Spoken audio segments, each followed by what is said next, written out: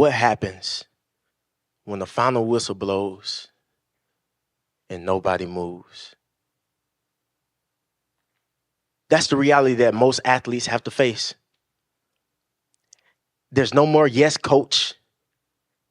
No more what time is the next meeting. No more mandatory workouts. Just silence. With a lifetime of emotion with nowhere to go. Sports was like my parent. It raised me. I remember getting in trouble in school. I wasn't worried about my parent being called. I was worried about a radio call to my coach inside the gym.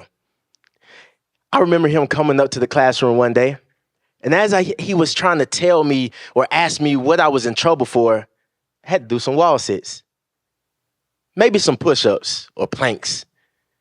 And after he got done listening to my side of the story, he said, "See me after practice." So that evolved rolling or scalded dogs. Some of you guys probably don't know what that is. And if I didn't have a little bit of PTSD, I would probably show you today. But I realized that with the reason that I was able to be successful outside of the sport, is because of my journey with respecting the sport, respecting everybody that poured into me and that authoritative figure. I remember being in high school where we didn't have a lot of resources to build a respectable football program, like traveling 20 to 30 minutes away from the school just to practice. Sometimes we would go to abandoned schools with grass up to our kneecaps. Sometimes we would not even know if we would practice on a hard concrete floor or on turf or a grass field. I remember going to abandoned schools and playing football for a 5A program next to a playground. It taught me how to have grit, discipline, looking at what's in front of you while also keeping in mind what you're working for. That program ended up winning the state championship the year after I left. I learned how to leave things better than what I found it. During that transition, I remember having to travel that 20 to 30 minutes. And one day I got the bright idea to drive to practice and not ride the team bus. What's unfortunate is I wasn't the one to drive. My teammate was. And as we were going down that highway, a car turned prematurely into an apartment complex, causing us to lose control. We flipped 7 times into an apartment complex, and we landed on the roof of the car. I remember crawling out of the car, kicking out the windshield, climbing out of the back, and checking on my teammates to make sure that we were okay. And before they can answer, the team bus rolled up.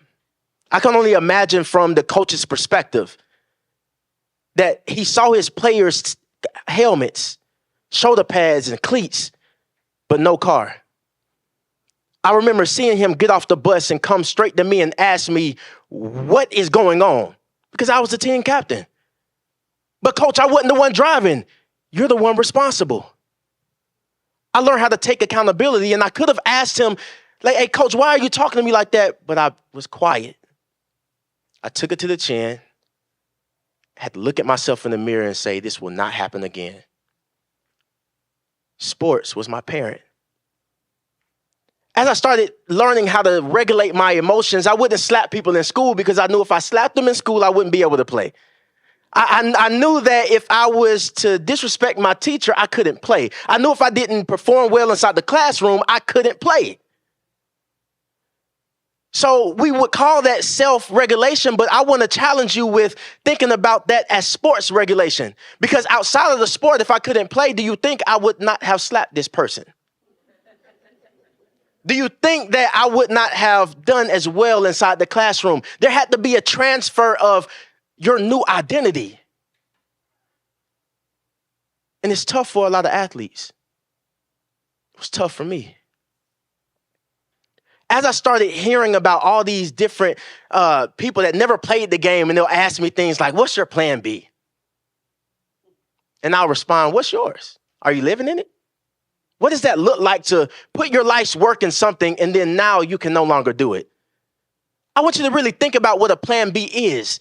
It's not a going into a doctor to be a doctor. It's not being a lawyer. It's not these other professions that can also be taken away from you. So why are you asking me a plan B to put my all into another thing that can be prematurely taken away from me? The logic doesn't make sense. So I had to ask myself, what is my new identity? It can't be in something that can be taken away from me. So I had to do away with that logic because they didn't understand. I was faced with that reality when I tore my ACL, LCL, MCL, and partial meniscus tear. I remember jumping over the pile, and when I landed and heard 4 pops in my knee, I looked to my coach, and I didn't see comfort in his eyes. He looked at me and said, move the ball up 10 yards. Who gave him a scholarship? And they ran the next play. I learned the power of perspective that day. Somebody can be going through a crisis, and somebody can be having the time of their life all at the same time. And that's the power of perspective. You can experience the same thing at the same time and get a different perspective out of it. So I had to take ownership of my life and realize that, did I want to play or did I want to pursue something like a plan B? I didn't have it figured out at that moment. So all I knew was football, and I said, I want to pursue it. I got done getting inside the surgery. I asked the doctor, can I play again? He said, yes, you can. I did my job. It's time to do yours. I said, wow, doc. Bet. Let's do it. So I ended up getting into the process of making it back on the field, ended up recovering phenomenally. The last game I ever played was, I had 2 interceptions, 1 touchdown, 3 pass breakups, and 4 tackles inside of a spring game. The week after that, the coach said, you're no longer the player that we recruited. We want to move away from you being on full scholarship. What, bro? Then I said, okay, I'm glad during this process, I started identifying who I wanted to be. And just a secret, y'all, the transfer portal didn't exist back then. So I was first with a very deep transitional phase inside of my life that I felt like I wasn't prepared for, but I already had been training my mind to start thinking about, what is my new identity? Then I was like, okay, how do I apply all these things in real life? I know what it looks like to show up on time for a meeting, but who sets the meeting in my life? There's no secretary, unless I hire one. But what does that process look like? I didn't have to schedule my classes. Somebody else did that for me. I didn't have to go to the eye doctor. They brought them to the field house. I didn't have to go to the doctor and tell them I was sick. They brought them to the field house. Everything I needed was right there for me. So as I start looking at how I can transfer these skills into my everyday life, I said, okay, discipline. What's that look like for me? Think about a football player. And if you were to ask them to take the football out of the game, what do you think their response would be? They'd probably say football is a little bit stupid. You're running full speed into one another. You can't score the touchdown unless you have the ball inside your hands. You don't know who to tackle. So it's just a massacre out there, right? So maybe they're dealing with learning how to compartmentalize things inside their life. And they're learning how to put the main thing as the main thing. Because there was a thing that they would say to me as a safety running after the ball. They say, if you see the ball, go get it. Maybe they should start thinking about life that way.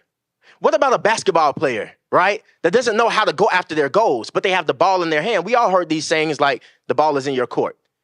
But what are your options?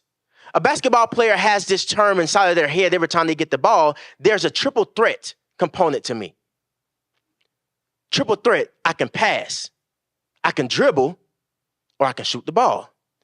Simplifying life in those things for athletes, it's not that they don't understand the concept. You have to start speaking their language. And then they can execute. Maybe a track player that's a CEO of a business, and they're struggling with how to delegate things inside their life. Maybe they were an all-star 4x4 relay race. Ask them what would happen if they held the baton and ran everybody else's part that they had to run. They'll probably be overstimulated. They'll probably have burnout, right? All these things are transferable, but you have to learn how to make it make sense for our athletes. So then I started looking like, okay, maybe we need to have some psychological frameworks. What does this look like in action? We name things like postpartum depression. We name things like PTSD. All these things that signify that this individual has been through a transformative process in their life and there's some trauma attached to it. Maybe we should name it IDD, identity detachment disorder, where there's a abrupt strip away from how they identify themselves inside the world around them. When you get home, I want you to look up some things. Maybe you grew up watching your favorite athlete, maybe 5 of them, so you can get some data. And look up their name and attach it. Where are they now? You may be shocked to what you'll find. You may see things like all-star dad. You may see sanitation worker, or you may see CEO of a business, right? But then some of the most challenging things that you may see is made a human mistake. Didn't know how to regulate their emotions. But the most troubling thing for me is to look up that individual, that athlete, and the last thing that was reported on them was at the height of their career. With AI, with all these search engines, they're nowhere to be found. So I challenge you to start thinking about what that arena would look like if we showed up for athletes inside of their transitional phases, with screens, with pom-poms, cheering their name, saying, I always believed in you. So I charge you all to not ask an athlete what's next when you see them going through that transition phase. Maybe we should start asking them, how are you holding up? Thank you.